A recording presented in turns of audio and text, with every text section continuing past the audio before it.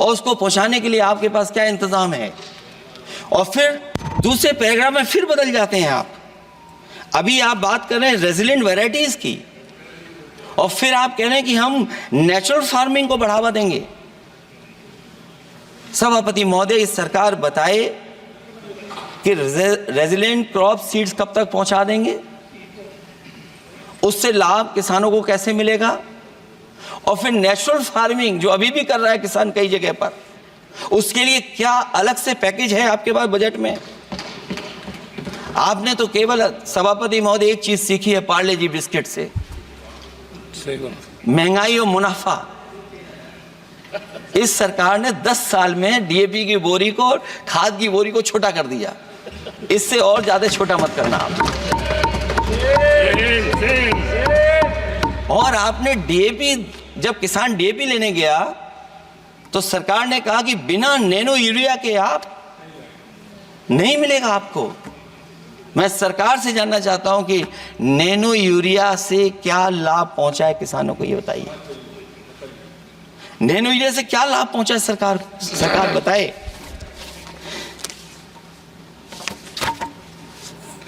हमारे यहां बड़े बड़े आयोजन हुए सभापति महोदय,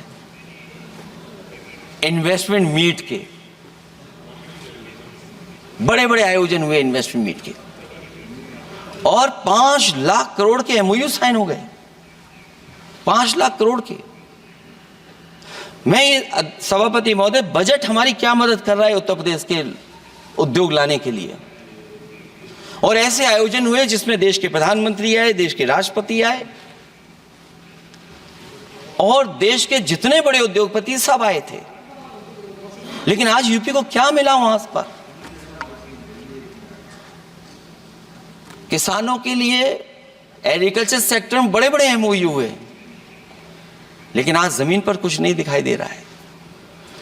मुझे याद है समाजवादी सरकार में, क्योंकि देश का सबसे ज्यादा उत्पादन दूध का अगर कहीं हो रहा है तो उत्तर प्रदेश में हो रहा है, और उस उत्पादन को बढ़ावा देने के लिए और इन्वेस्टमेंट लाने के लिए उस समय की सरकार ने फैसला लिया कि अगर बाहर से भी कोई डेयरी या डेयरी प्लांट लगाना चाहेगा तो उसमें सरकार सहयोग करेगी।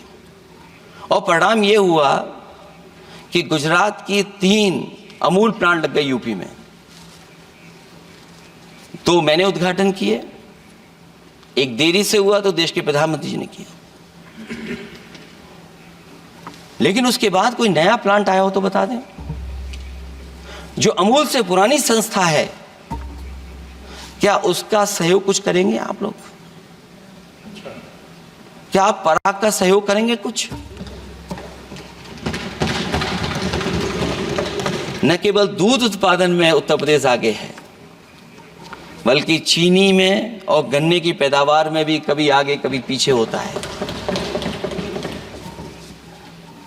किसानों को भरोसा दिलाया गया था कि उनकी भी आय दोगुनी हो जाएगी, उनको भी बहुत सुविधाएं दी जाएंगी, बिजली फ्री दी जाएगी। सभापति महोदया, उन्हें फ्री बिजली नहीं दी सका। ये आश्वासन था आपका। और आज अगर उत्तर प्रदेश पिछड़ इसलिए रहा है क्योंकि सबसे महंगी बिजली अगर कहीं कोई पा रहा है तो उत्तर प्रदेश पा रहा है। और मुझे याद है, क्योंकि बात ये मुझे इसलिए कहना चाहिए, बीजेपी के एक विधायक जो सबसे बुजुर्ग थे, वो देश के प्रधानमंत्री जी के क्षेत्र में बिजली 24 घंटे आए, उसके लिए वो धरने पे बैठ गए थे। वहां के अधिकारियों ने कहा कि बुजुर्ग हैं, इनका स्वास्थ्य बेहतर नहीं है, इनका धरना आप उठवा दीजिए। मैंने सभापति महोदय उनको बुलाया, मैंने उनकी बात सुनी। उन्होंने कहा कि प्रधानमंत्री जी के क्षेत्र में 24 घंटे बिजली होनी चाहिए। उसी दिन मैंने फैसला ले लिया कि प्रधानमंत्री के क्षेत्र में 24 घंटे रहेगी बिजली। और मैंने उससे मांग की, सभापति महोदय, कि उत्तर प्रदेश देश के प्रधानमंत्री को बनाने में सबसे बड़ा सहयोग किया है, इसका कम से कम बिजली का कोटा तो बढ़ जाए यूपी का। वो 8 साल हो गए,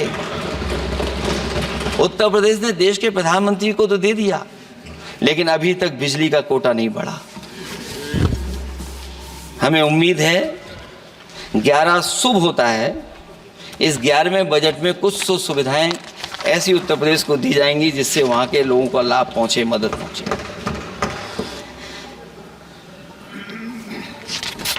जहां किसान आत्महत्या कर रहा है, और पिछले 10 साल में सरकार जानती होगी कि कितने किसानों ने आत्महत्या की है, लाखों लाख किसान आत्महत्या कर चुके हैं। जहां किसान तकलीफ और परेशानी में है, वहीं सबसे ज्यादा अगर संकट किसी चीज पर आया तो वो नौकरी पर आया है, रोजगार पे आया है। जब सरकार का बजट मैं पढ़ता हूं तो जो स्कीम्स लाई जा रही हैं उसमें, क्या ये स्कीम नौजवान को पक्की नौकरी दिलाएगी?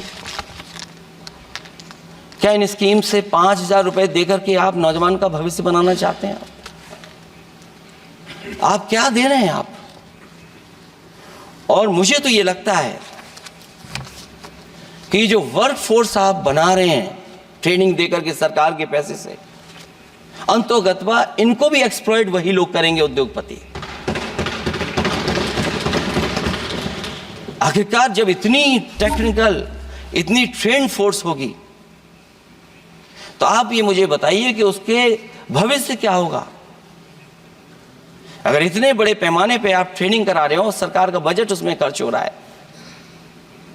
तो सभापति महोदय उनका भविष्य क्या होगा 5 साल के बाद? और जो अग्निवीर वाली नौकरी है, सभापति महोदय, कोई भी नौजवान जो फौज के लिए तैयारी करता है वो कभी स्वीकार नहीं कर सकता। जब पहली बार ये स्कीम आई थी अग्निवीर, उस समय बड़े बड़े उद्योगपतियों से ट्वीट कराया गया था कि अग्निवीर से अच्छी कोई योजना नहीं है, इनको हम नौकरी दे देंगे, हम अपने यहां रख लेंगे। और शायद सरकार में बैठे लोगों को यह बात याद होगी, क्योंकि सरकार खुद स्वीकार करती है स्कीम ठीक नहीं है, तभी वो अपनी अपनी सरकारों से कह रहे हैं कि अग्निवीर वाले जो लौट करके आएंगे उन्हें कोटा दीजिए, आप नौकरी दीजिए।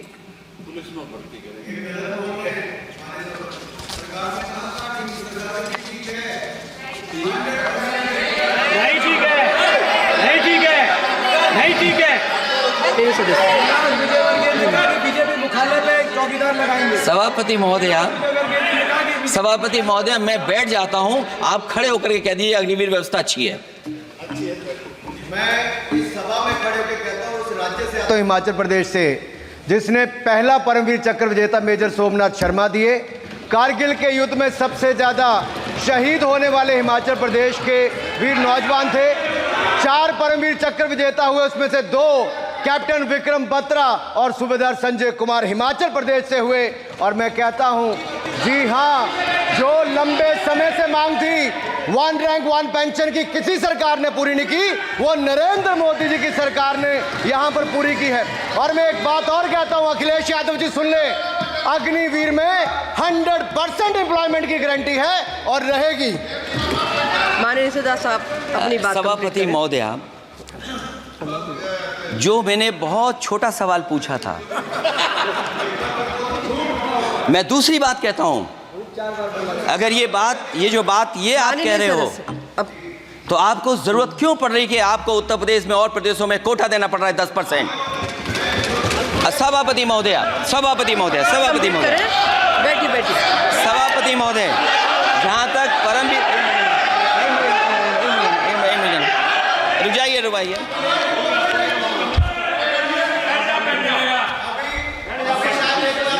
अरे सुनने दो।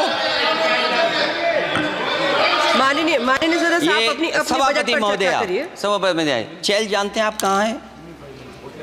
चैल जानते हैं आप कहाँ हैं? कभी गए हो उस मिलिट्री स्कूल में? मैं खुद मिलिट्री स्कूल का पढ़ा हूँ। और आप परमवीर चक्र की बात कर रहे हो, तो हम भी तमाम नाम गिना सकते हैं कि कितने परमवीर चक्र आग्रह कर रही हूँ, आपस में चर्चा न करें। ये सभापति महोदय, ये सभापति महोदय,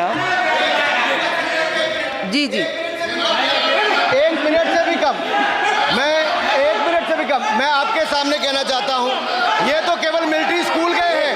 मैं आज भी टेरिटोरियल आर्मी के 124 रेजिमेंट में कैप्टन के रैंक पे अपनी सेवाएं दे रहा हूं। अखिलेश जी केवल ज्ञान मत बांटिए, राहुल गांधी जी के साथ बैठकर अब वहां बुलाने का झूठ बोलने की आपको आदत पड़ गई है। प्लीज बैठिए, प्लीज। माननीय सदस्य से मैं आग्रह कर रही हूँ, आप अपनी बजट पर चर्चा करें। सभापति और भी महोदय, आपका समय भी पूरा हो गया है, मैं प्लीज कंप्लीट करिए। सभापति महोदय, मैं इसलिए नहीं कह रहा, मैं क्या बात कहना चाहता हूँ, शायद मंत्री जी नहीं रहे इसलिए तकलीफ परेशानी ज़्यादा है। और आप अरे हमारा दर्द नहीं समझोगे, हम आपका दर्द चेहरे से पढ़ते हैं। अच्छा दर्द मैं बताता हूँ, दर्द मैं बताता हूँ। माननीय सदस्यों से मैं आग्रह कर रही हूँ, सभापति महोदय, दर्द मैं बताता हूँ, दर्द में बताता हूं। बजट पर चर्चा करिए माननीय सदस्य, प्लीज बजट पर चर्चा सभापति करिए। जी, दर्द में बताता हूं, देखिए दर्द बात पहुंचेगी कि नहीं पहुंचेगी। सभापति महोदय, उत्तर प्रदेश से जब से हारे हैं तब से कोई नमस्कार नहीं कर रहा है, तकलीफ वो है आपको। कंप्लीट करिए। वो वीडियो हमने देखा है प्लीज कि कोई किसी को नमस्कार नहीं कर रहा है, कोई किसी को देख नहीं रहा है। चलिए धन्यवाद माननीय। और जो अपने आप को बहुत ताकतवर कहते थे, बहुत ताकतवर कहते थे आप अपने आप को, जिसने हराया उसको नहीं ये हटा पा रहे हैं। अब बात समझ में नहीं आई ना? माननीय सदस्य, जिसने हराया उसको नहीं हटा पा रहे। और अगर सभापति महोदय, अग्निवीर व्यवस्था समाजवादी लोग स्वीकार ही नहीं कर सकते। आप बजट पर पूरा अपनी बात सभापति रखिए। महोदय, अग्निवीर स्वीकार नहीं कर सकते। आप अपनी जब चर्चा भी हम रखिए, सत्ता में आएंगे, साल 2 साल, ये चलने वाली सरकार नहीं है, गिरने वाली सरकार है, याद रखना। माननीय सदस्य, और देखिए आप क्यों नहीं समझ रहे हो, साइकिल हमारा चुनाव चिन्ह है, साइकिल ही